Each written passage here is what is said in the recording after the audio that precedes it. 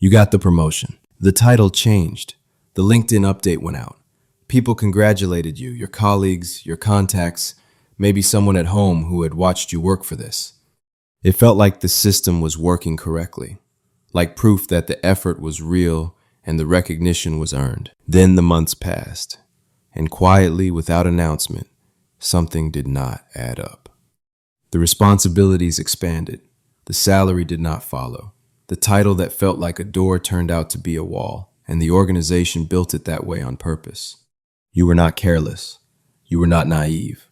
You were operating inside a structure designed specifically to produce this outcome.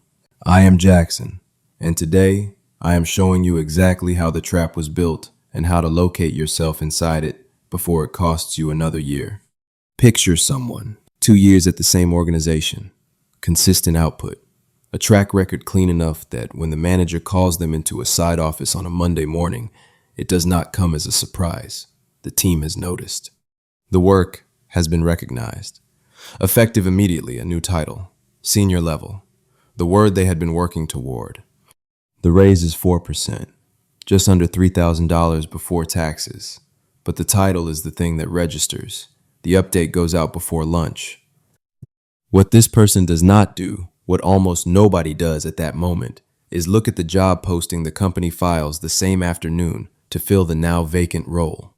The listing reads, same position, one level lower, starting salary, $6,000 more than this person was earning before the promotion. The person filling the old role will earn more on day one than this person earns in the new one. The question that eventually surfaces slowly, over months, as the responsibilities quietly expand beyond the title and the salary, sits exactly where it landed on that Monday is this. Did anything actually change? That is not the wrong question. It is simply aimed too narrowly, because the answer is not about one promotion at one company. The answer is about a system that was designed, with precision, to produce exactly this outcome. The title was never the reward.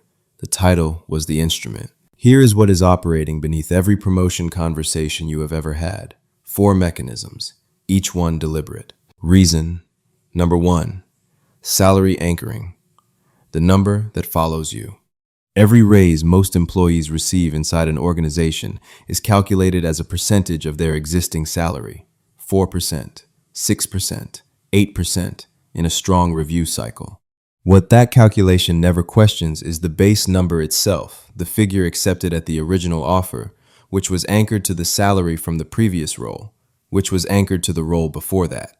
A chain of percentages applied to a number that was set before the employee understood their own market value, before the skills developed, before the contributions accumulated.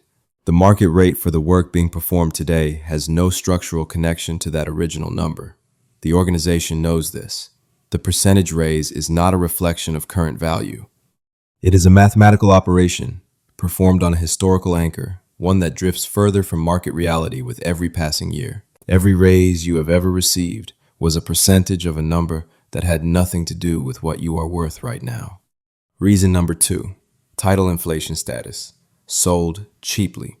A recent analysis of over 2 million job postings found that the word senior is being added to titles at nearly twice the rate that corresponding salary bands are increasing.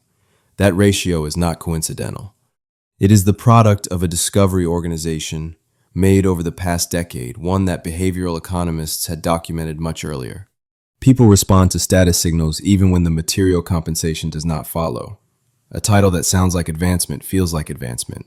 The feeling is significantly cheaper than the raise.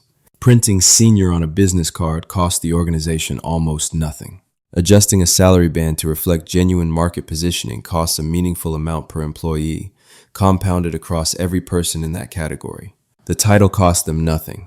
Your loyalty in response to it costs you years. Reason. Number 3, the title lock mobility blocked from both directions. Here is the mechanism that transforms a compensation problem into a career problem, and it operates in 2 directions simultaneously.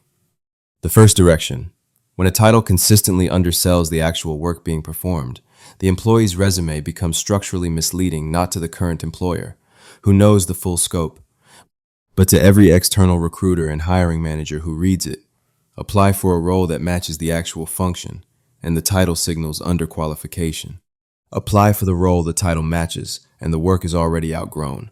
The employee is trapped between a ceiling and a floor that the organization has deliberately kept misaligned. The second direction operates in reverse. When a title oversells the role, when the position sounds like strategic, senior-level work, and the actual daily function is operational, administrative, or data maintenance, the employee spends years attached to a credential that is not developing the skills the credential implies. 4 years later, they cannot pass an interview for the role their title describes, because the title was a recruiting instrument, not a development commitment. Nathan could not leave because his title undersold him. Dana could not leave because her title oversold a role that never existed. Different traps, the same lock. Reason number 4, the stall language system. The final mechanism is linguistic, and once you recognize it, you cannot unhear it. When a title adjustment or compensation correction is genuinely in progress inside an organization, it carries a date, a budget code, and an approval chain. It is a scheduled event with visible organizational infrastructure behind it. When the answer to a direct compensation conversation is next quarter, after the restructure, we're evaluating titles across the department, or the timing isn't right. Those are not updates. They are holding patterns, specifically designed phrases that acknowledge the concern without creating any organizational commitment to resolve it. Most employees hear these phrases and believe the process is moving. The company has learned that the phrases themselves are enough to reset the clock, to buy another quarter, another cycle, another year of productive, undercompensated output. Probably next quarter is not a promise. It is a retention tool with a 90-day expiration that renews automatically. Here is what accumulates while the clock runs. Every month, the title to function gap stays open. The employee's external market value drifts further from their actual capability. The resume becomes a less accurate document. The gap between what the market would pay for the real work and what the organization is paying for the title grows wider, and closing it requires an increasingly dramatic move. At the same time, the organization's incentive to correct the misalignment decreases. An employee who has stayed through multiple stall cycles has demonstrated, through behavior, that the stall strategy is working. The cost of a market correction has not decreased. The probability of the employee leaving without one has. Then, the moment arrives that makes the full architecture visible. A new hire joins the team. Different title, the one that was being evaluated. Different salary, the number the current employee had been told was under review. Nobody explains. Nobody announces. The company simply did the math. The correction would cost more than the replacement. You were not overlooked. You were calculated. Here is the new frame. A title is not a reward. A title is a data point, one that the market uses to assess your external value, and one that the organization uses to manage your internal cost. Treating it as the former while the organization uses it as the latter is the entire mechanism of the trap. Once you see it that way, the correction becomes straightforward. Not easy, straightforward. 3 moves, each one specific enough to begin this week. Move 1. Run your own market audit every 6 months without exception. Search your exact title on 3 external job boards. Read the posted responsibilities carefully. Compare them, line by line, to your actual daily function. If the gap between what the market says your title does and what you actually do is greater than 1 level in either direction, the clock is running.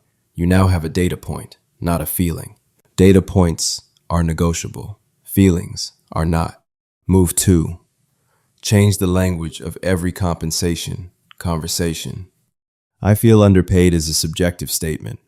An organization can wait it out. Based on current market postings for this function, the compensation range for this scope of work is between X and Y. My current salary sits below that range. I would like to discuss alignment is an objective statement with a number attached. One of these opens a negotiation. The other opens a counseling session. The difference is in the specificity of the data you bring into the room. Move 3. Track the language your manager uses, not the sentiment. After every compensation conversation, note the exact response. If there is no date attached, No budget code referenced. No approval process described. You have received a holding pattern, not a commitment. Give it one cycle. If the same language returns without an organizational change behind it, that is your answer. The organization has told you, in the only language that matters, what it intends to do. Believe it, and adjust your timeline accordingly. The employees who avoid these traps are not more talented. They are more precise about what the signals actually mean. Most people spend years inside a structure they did not design, operating by rules they did not write, waiting for an outcome.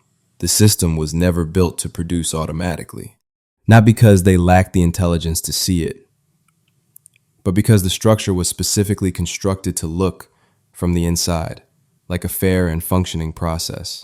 The language was designed to sound reasonable.